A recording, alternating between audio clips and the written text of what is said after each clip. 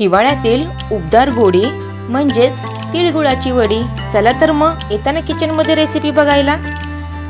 Namaste, me Pallavi, simply cooking with पल्लवीच्या किचनमध्ये तुमचं खूप आणि खूप मनापासून स्वागत आहे। इथे ना आपण अशाच या किचनमध्ये ना छान आणि असे पारंपरिक रेसिपी बघत असतो। चला तर मग उशीर न करता रेसिपीला सुरुवात करूया। त्यासाठी ना तुम्ही आधी काय करायचं आपल्याला, सगळ्यात आधी ना तीळ घ्यायचे आहेत। इथे तर मी ना गावरान तीळ घेतलेले आहेत। खूप छान लागते वडी, ह्याला वडी म्हणा, गजेक म्हणा, काही पण बोला तुम्ही। आता हे मी 1.5 कप घेते आणि वाटीचं जर तुम्ही प्रमाण घेतलं तर मग ते पण तुम्ही एकच वाटी फिक्स करा आणि त्यानुसार सगळं माप घेऊ शकता। हे गावरान तीळ आहे, थोडेसे ब्राऊन असतात। हे जी चव आहे ना खूप छान असते पांढऱ्या तिळापेक्षा। शक्यतो अशी घेतले तीळ तरी पण चालतील। आता पहिल्यांदा काय करायचं आपल्याला, हे भाजून घ्यायचे। चला तर मग आधी आपण याला भाजून घेऊया। छान असे खरपूस आपल्याला भाजायचे। जाडबुडाचं पॅन ठेवायचं आहे आपल्याला आणि खरपूस असंही भाजायचे।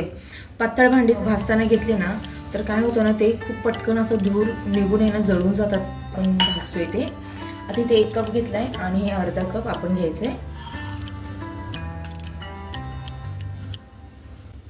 हा अर्धा कप मीडियम गॅसवरच आपल्याला छान असं भाजून घ्यायचं आहे खरपूस। ही भाजण्याची पण एक कला आहे। छान असं आपल्याला मंद गॅसवरच हे भाजावं लागतं पेशन्सने, तर हे छान भाजतं। असं एक चटचट उडायला पाहिजे, मग आपल्याला कळून येतं की हे भाजलेले आहेत आणि छान असे क्रिस्पी होतात। ते थोडेसे असे फुडायला लागतात। आपण याला एक 5 मिनिटं बारीक गॅसवर भाजून घेऊया। आणि फास्ट गॅस केला ना तर मग हे बाहेरून काळे होतात आणि मग जशी पाहिजे तशी त्याची ना अशी खमंग चव अशी लागत नाही। छान असे आपले तिळ हे भाजलेले आहेत आणि त्याची चटचट उडत आहेत, म्हणजे आपले भाजले आहेत आणि छान असा सुगंध याचा सुटलाय। आपण ह्याला आता एका प्लेटमध्ये काढून घेऊया। ह्याला तगार होऊन देऊया आणि मग ह्याला ना असं जाडसर असं मिक्सरच्या भांड्यात आहे ना आपल्याला बारीक करून घ्यायचंय प्लस मोडवर। ह्याला 5 मिनिटं तगार होऊन देऊया, तोपर्यंत आपण दुसरी तयारी करून घेऊया।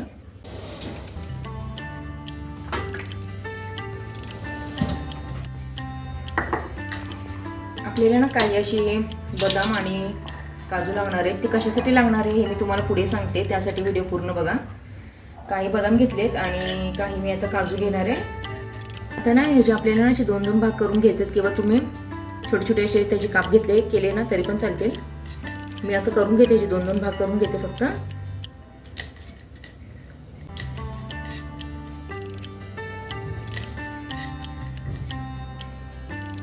ही बर्फी ना खूपच छान लागते आणि थंडीचे दिवस आहेत, तीळ खाणं ही गरजेचं आहे। थंडी खूप वाढायला लागलेली आहे आणि मुलांना पण स्नॅक्स म्हणून किंवा आपण टिफिनमध्ये किंवा असं काही पण आपल्याला गोड खायची पण कधी कधी जेवल्यावर क्रेविंग होते, त्यासाठी पण हा अतिशय छान असा पर्याय आहे।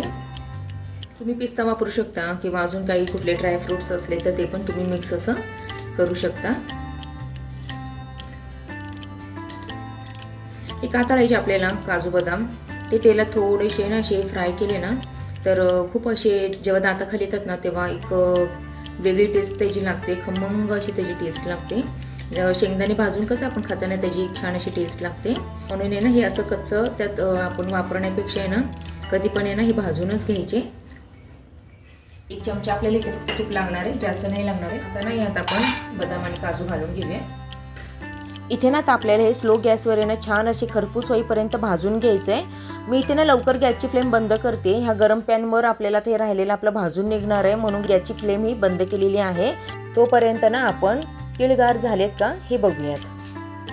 छान आहे ना आपले हे तीळ आहे ना गार झालेत। आता आपण ह्याला ना जाडसर असं किंवा प्लस मोडवर तुम्ही बोलू शकता, ह्याला आता आपण बारीक करून घेऊया। 2 बॅचमध्ये आपण ह्याला बारीक करून घेऊया, कारण एकदम जर घातले ना तर खालच्याचा तिळाचा गाळ होणार आहे आणि वरती ते अख्खेच राहणार आहे।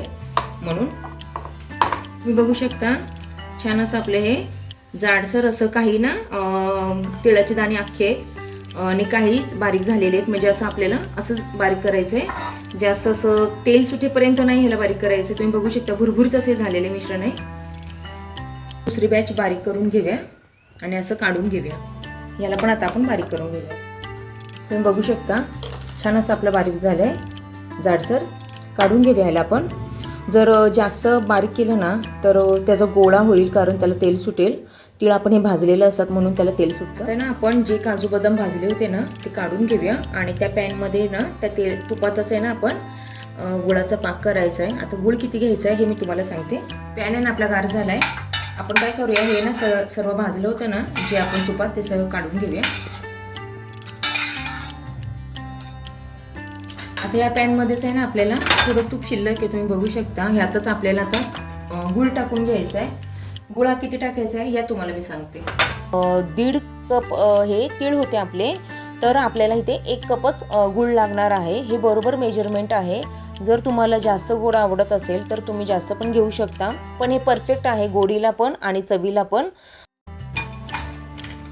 मोजून मी 1 कप घेतलाय. आता ना मी तुम्हाला गुळाचं एक सांगते. हा गुळ आहे ना थोडा पिवळसर आहे, म्हणजे ना आणि ना ह्याच्यात जर तुम्ही चिरताना बघितलं ना, म्हणजे आपण जेव्हा गुळ सुरीने चिरतो ना तेव्हा असा मऊ असतो तो, म्हणजे ह्याच्यात साखर थोडी कमी आहे वापरलेली. म्हणजे साखर तर वापरतातच आता भेसळ म्हणून त्यात, पण ह्याच्यात थोडी कमी आहे. कारण बघा ना असा मऊ आहे आणि जेव्हा साखर वापरलेली असते ना तो गुळ आहे ना चिरताना असा कचकच करतो, म्हणजे त्या साखरेचं प्रमाण हे जास्त असतं. शक्यतो आहे ना चांगलं असं बघून घ्या गुळ, कारण मार्केटला काय झालं सगळं भेसळ आहे, कुठलंच आता ओरिजिनल नाही भेटत आहे. असं आपल्याला गुळ हा निवडून घ्यायचा आहे. आता या गुळात आहे ना आपल्याला 1/4 कप आहे ना पाणी घालून घ्यायचं आहे. जर पाणी नाही ना घातलं तर हा पाक घट्ट होईल आणि त्याची चिक्की बनेल. आपण जे करणार आहोत, आपल्याला इथे चिक्की नाही बनवायची आहे, आपल्याला इथे वडी बनवायची आहे. मऊ अशी छान वडी बनवायची आहे, म्हणून इथे पाणी घालणे गरजेचं आहे. जे प्रमाण दिले ना त्यानुसारच तुम्ही जर केलं ना तर माझ्यासारखी खूप छान अशी इथे वडी तयार होईल तुमची पण. आता इथे आपल्याला ना स्लो गॅसवर आहे ना हा गुळ वितळेपर्यंत एकसारखं असं हलवत राहायचं आहे. असं थोडं फेस आलं पाहिजे आहे ना गुळाला, ते थोडंसं असं हलका हा गुळ झाला पाहिजे, तिथपर्यंतच आपल्याला हे मिक्स करून घ्यायचं आहे. आता ना आपण यामध्ये ना जी पावडर केली होती ना तिळाची ती घालून घेऊया सर्व.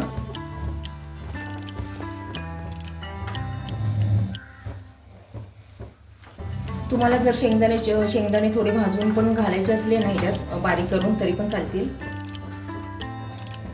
आता जरी असं पातळ दिसत असलं ना तरी ते थोड्या वेळाने असं छान असं घट्ट आणि मिळून येतं.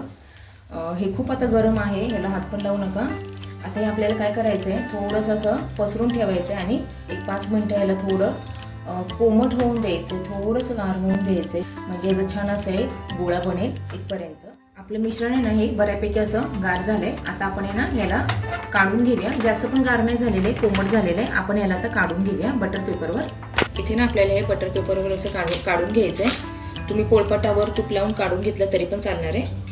छान असं आपलं हे तुम्ही बघू शकता सेट झाले, छान असं कोमट झालेलं आहे. हे जसं छान असं गोळा बनतोय.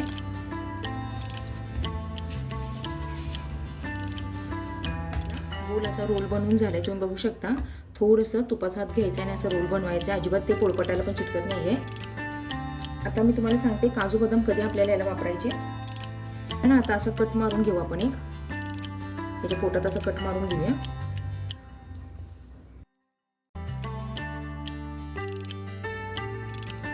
आणि ह्यात आपल्याला काजू बदाम भरायचे.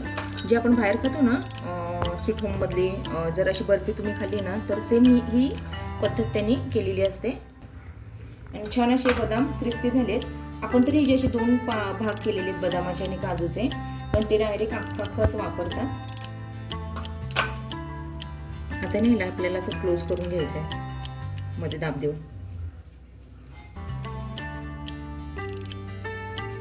रोल करून घे एकसारखा.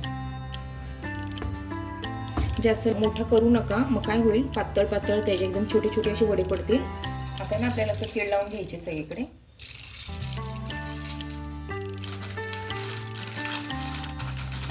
तर ना आपण ह्याला ना असं बटर पेपरमध्ये रॅप करून आहे ना रूम टेम्परेचरवर आहे ना थोडं सेट होऊन देऊया एक अर्धा तास, आणि मग आपण ह्याला ओपन करूया. अर्धा तास झालाय, बर्फी ही सेट झालेली आहे. ह्याला मी रूम टेम्परेचरवर सेट केलेली आहे. आपण बघूया आता. आता ना आपण ह्याला कट करून घेऊया.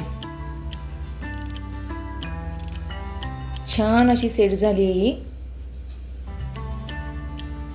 तुम्हाला जो पाहिजे त्या आकारात किंवा लहान मोठे ह्याच्यात तुम्ही कट करू शकता.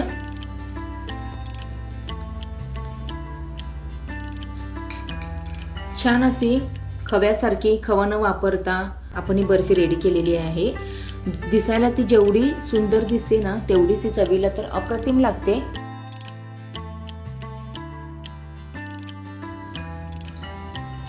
तुम्हाला पाहिजे तो आकार तुम्ही देऊ शकता किंवा तुम्ही ट्रेमध्ये असं स्प्रेड करून पण त्याच्या वड्या करू शकता. पण अशा पण हे खूप छान अशा सुंदर दिसतात. तुम्ही बघू शकता हलवाई स्टाईल अशा झालेल्या आहेत. खूप सॉफ्ट झालेले आहेत. लहान मुलांपासून वयस्कर माणसांपर्यंत हे सर्व खातील असे झालेले आहेत. आता आपण याने अशा सर्व कट करून घेऊया. ही होती माझी स्पेशल तिळगुळ वडी.